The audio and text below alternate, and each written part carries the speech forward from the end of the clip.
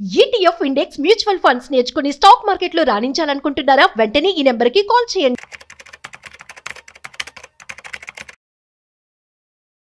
Hi hello నమస్తే welcome to business బర్స్ with Rajiv Pasupuleti on Suman TV. So guys 24-25 financial ఇయర్కి సంబంధించి ఇన్కమ్ ట్యాక్స్ అనేది ఫైల్ చేయడానికి డేట్ అనేది పొడిగించడం జరిగింది. సో అది ఎప్పటి వరకు పొడిగించారు, ఏమైనా చేంజెస్ ఇందులో వచ్చాయా, సో ఎట్లా రిటర్న్స్ ఫైల్ చేసుకోవాలి, ఈ విషయాలు మనతో చెప్పడానికి ఇవాళ మనతో సిఆర్ రవీంద్రబాబు గారు ఉన్నారు. సో వారి మాటల్లో మరింత సమాచారం అడిగి తెలుసుకుందాం. హాయ్ సార్, నమస్తే. హాయ్ అండి, నమస్తే. ఎలా ఉన్నారు? గుడ్ అండి. Yeah, fine. సో ఇప్పుడు 24-25 ఫినాన్షియల్ ఇయర్కి సంబంధించి ఫైలింగ్ అనేది కొంచెం ఎక్స్టెండ్ కూడా చేయడం జరిగింది. సో ఎప్పటి వరకు చేశారు, ఏమైనా చేంజెస్ వచ్చాయి ఇందులో అంటే ఏమని చెప్తారా? సో ఏమైందంటే ఇన్కమ్ ట్యాక్స్ రిటర్న్స్ ఎప్పుడు కూడా ఏప్రిల్లో స్టార్ట్ అయ్యాయి ఫైలింగ్స్.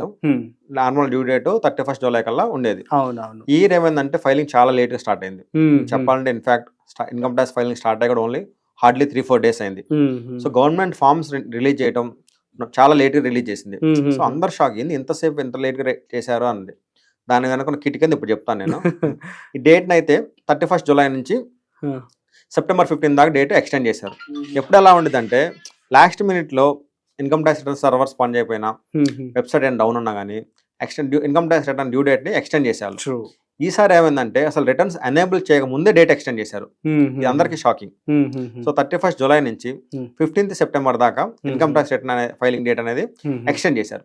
నెక్స్ట్ చేంజెస్ చూస్తే మీకు తెలుసు ఆల్రెడీ మనం పెట్టిన బడ్జెట్ లో న్యూ ట్యాక్స్ రెజ్యూమ్ వాళ్ళకి స్లాబ్స్ 12 lakhs దాకా ఎటువంటి ట్యాక్స్ కట్టాల్సిన పని లేదని చెప్పి వాళ్ళకి లిమిట్ ఇంక్రీజ్ చేశారు. 12 lakhs దాకా. అందులో 7 ఉండేది, 7 కాస్త 12 lakhs చేశారు. ఓల్డ్ ట్యాక్స్ రెజ్యూమ్ లో ఎవరైతే కంటిన్యూ అవుతున్నారో వాళ్ళకి ఎటువంటి బెనిఫిట్స్ ఇవ్వలేదు. అంటే స్లాబ్ పెంచలేదు, నెక్స్ట్ ఏటీసీ పెంచుతున్నారు, ఏటీసీని పెంచలేదు. దానికి కంటిన్యూషన్ గా ఇప్పుడు ఫైలింగ్ చేసేటప్పుడు వాళ్ళకి చాలా చేంజెస్ తెచ్చారు.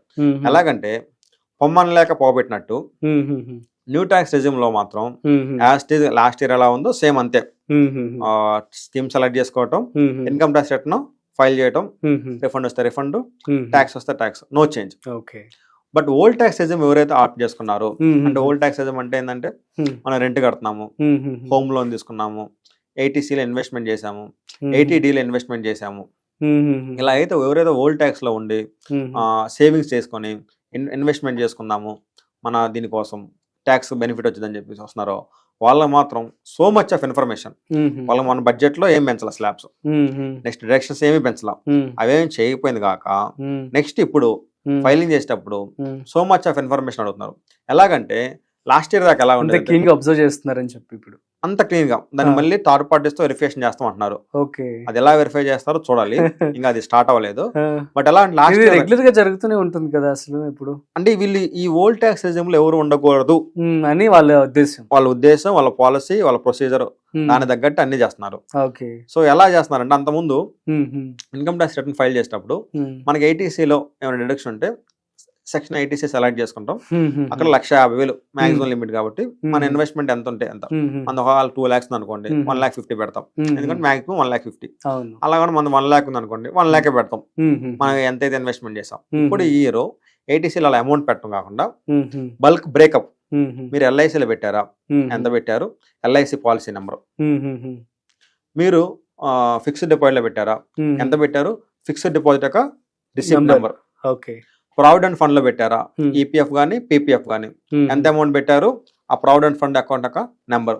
సో నెంబర్స్ తో సహా వాళ్ళు బ్రేకప్ ఇవ్వాల్సి వస్తుంది. నెక్స్ట్ అంత 80D మెడికల్ ఇన్సూరెన్స్ తీసుకుంటారు, ఫ్యామిలీ ప్రొటెక్షన్ కోసం ఎవరన్నా తీసుకుంటారు ఇన్సూరెన్స్. 80Dలో మనకి డిడక్షన్ వచ్చింది. అంతకుముందు లాస్ట్ ఇయర్ ఏం చేసేవాళ్ళు, ఎంత ఇన్వెస్ట్మెంట్ చేశారు, 20,000 15,000 అమౌంట్ ఇచ్చేవాళ్ళం.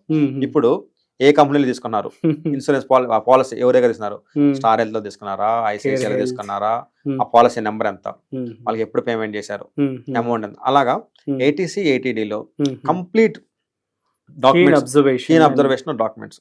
నెక్స్ట్ రెంట్ కడితే మనకి హెచ్ఆర్ఏ డిడక్షన్ వచ్చింది. హెచ్ఆర్ఏ డిడక్షన్ వచ్చినప్పుడు తీసుకుంటాం. లాస్ట్ ఇయర్ దాకా కూడా ఏంటంటే హెచ్ఆర్ఏ అమౌంట్ ఎంత, మనం ఎంత డిడక్షన్ వస్తే డైరెక్ట్ బల్క్ అమౌంట్ వేసాము. ఇప్పుడు మొత్తం కంప్లీట్ గా ఎంత రెంట్ కడుతున్నావు, నువ్వు మెట్రో సిటీలో ఉంటున్నావా, నాన్ మెట్రో సిటీలో ఉంటున్నావా, నీ బేసిక్ అమౌంట్ ఎంత, నీ ఎంప్లాయీ డీటెయిల్స్ ఏంది, నీ హెచ్ఆర్ఏ అమౌంట్ ఎంత అని చెప్పి ఆటోమేటిక్ ఇప్పుడు సిస్టమే క్యాలిక్యులేట్ చేస్తుంది. హెచ్ఆర్ ఎలిజిబిలిటీ అంటే నువ్వు ఎవరు ఇంకా హెచ్ఆర్ఎక్స్ తీసుకోకూడదని వాళ్ళు కంకణ కట్టుకున్నారు.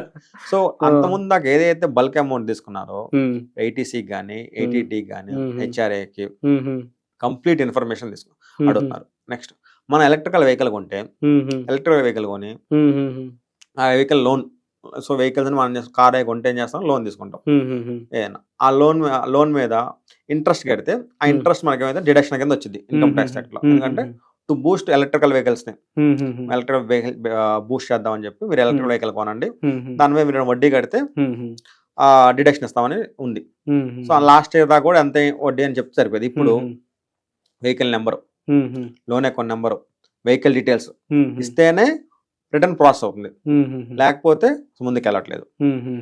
నెక్స్ట్ అంతకుముందు హోమ్ లోన్ తీసుకున్నా, ఎడ్యుకేషన్ లోన్ తీసుకున్నా, ఇలా ఏ లోన్లు తీసుకున్నా కానీ ఏమైనా ఇంట్రెస్ట్ పే చేస్తే ఇంట్రెస్ట్ అమౌంట్ మనకి డిడక్షన్ కింద వచ్చేది. ఇయర్ ఇన్కమ్ ఆ డిడక్షన్ తీసుకుందాం అనుకుంటుంటే కంప్లీట్ ఇన్ఫర్మేషన్, మీరు లోన్ ఎక్కడ తీసుకున్నారు, ఏ బ్యాంక్ లో, ఐసిఐసిఐ తీసుకున్నారా, హెచ్డిఎఫ్సి బ్యాంక్ లో తీసుకున్నారు, లోన్ అకౌంట్ నెంబర్ ఎంత, completely irrelevant, not required. Loan account number ఎంత, ఎంత ఈఎంఐ కడుతున్నారు, లోన్ అవుట్ స్టాండింగ్ బ్యాలెన్స్ ఎంత. మళ్ళీ లోన్ అవుట్ స్టాండింగ్ బ్యాలెన్స్ కావాలంటే మళ్ళీ బ్యాంక్ కొరకాలి, ఎందుకంటే ప్రీపేమెంట్ చేయొచ్చు, మధ్య ఆయన పెనాల్టీ చార్జెస్ పట్టవచ్చు. సో వాడి తెలియదు. సో మళ్ళీ బ్యాంక్ వెళ్ళి ఆ డీటెయిల్ తీసుకొని ఇక్కడ వచ్చి సబ్మిట్ చేయాలి. సో ఓల్డ్ ట్యాక్స్ లో ఎవరైతే కంటిన్యూ అవుతున్నారో అంటే వాళ్ళంటే అస్సలు ఇష్టం లేక సమతి తల్లి ప్రేమ అంటారు. అసలు నీకు అన్ని వంట ఇష్టం లేదు, సో నేను పంపించాలి, నేను ఏం చేయాలి, ఇన్ని రకాలుగా చేస్తా అని చెప్పేసి ఓల్డ్ ట్యాక్స్ రిటర్న్ ఫైల్ చేసే వాళ్ళ కోసం ATC, ATD, education loan, car loan, home loan, HRA కానీ కంప్లీట్ ఇన్ఫర్మేషన్ మొత్తం ఇప్పుడు ఫీడ్ చేయాల్సి వస్తుంది. నెక్స్ట్ ఈ డేటాని ఇప్పుడు వీళ్ళు ఏం చేద్దాం అంటున్నారంటే బ్యాంక్స్ తో చెక్ చేసుకుంటారు అంటే కట్టారా లేదా. నెక్స్ట్ ఇన్సూరెన్స్ కంపెనీస్ తో చెక్ చేయడం, వీళ్ళ దగ్గర మీ పాలసీ చాలా పెద్ద టైం తీసుకుంటుందేమో కదా, మరి పాసిబిలిటీ అవుతుందంటారా? అది అవుతుంది. ఎవ్రీ ఇయర్ అలా భయపడుతూనే అప్లై చేస్తారు, కానీ ఇప్పుడు మరి మీరు చెప్తుంటే కొంచెం స్ట్రిక్ట్ గా ఉన్నట్టు స్ట్రిక్ట్ గా ఉంది. మరి వాళ్ళు వెరిఫై ఎలా చేస్తారు, అంత డేటా కన్సల్టేషన్ ఉండిద్దా లేదా, లేకపోతే వీళ్ళు ఇంకా ఇలా చేస్తే ఇవన్నీ ఇవ్వలేక న్యూకి వెళ్ళిపోతారని చేస్తున్నారు అనేది తెలియదు, వెరిఫికేషన్ అనేది తెలియదు. ఇప్పుడు ప్రజెంట్ మాత్రం already income tax filing start అయింది కాబట్టి ఫైల్ చేస్తుంటే మెయిన్ క్లయింట్స్ కూడా ఇన్ఫర్మేషన్ అడుగుతుంటే, ఏం సార్ ఈ డేటా అంతా అడుగుతున్నారు, ఎప్పుడు లేదు, ఫస్ట్ టైం అడుగుతున్నారు అన్నది. ఫస్ట్ టైం అడుగుతుంది, మనం ఏం చేసేది ఏముంది, what government says we have to follow.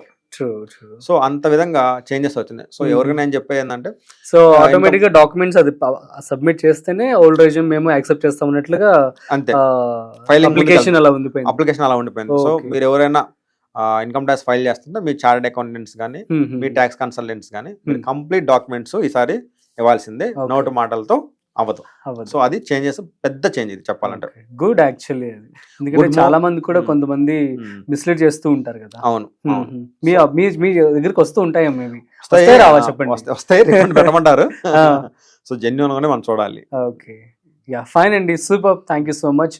So new resume కి అయితే ఎటువంటి ప్రాబ్లం లేదు, న్యూ రెజ్యూమ్ లో ఏం చేంజెస్ ఏం లేదు. వాళ్ళకి బెనిఫిట్ ట్యాక్స్ ల్యాబ్ ఇంక్రీజ్ చేసింది కాబట్టి నెక్స్ట్ ఇయర్ నుంచి వాళ్ళకి ఏం చేంజెస్ లేవు. ఓన్లీ ఓల్డ్ ఉన్న మాత్రం ఎక్స్ట్రా డీటెయిల్స్ అన్ని కూడా ఇవ్వాల్సి వచ్చింది. Okay okay, that's it, super అండి, thank you so much. So guys అర్థమైంది కదా, so old and new tax regime సంబంధించి సో ట్యాక్స్ ఫైలింగ్ ఎలా చేయాలి అనేది క్లియర్ గా ఎక్స్ప్లెయిన్ చేశారు. సో డాక్యుమెంట్స్ అన్ని కూడా పెట్టుకొని రెడీగా ఉండి ఫైల్ చేసుకోండి. దట్స్ ఇట్, మరొక ఇంట్రెస్టింగ్ కంటెంట్తో మళ్ళీ కలుద్దాం.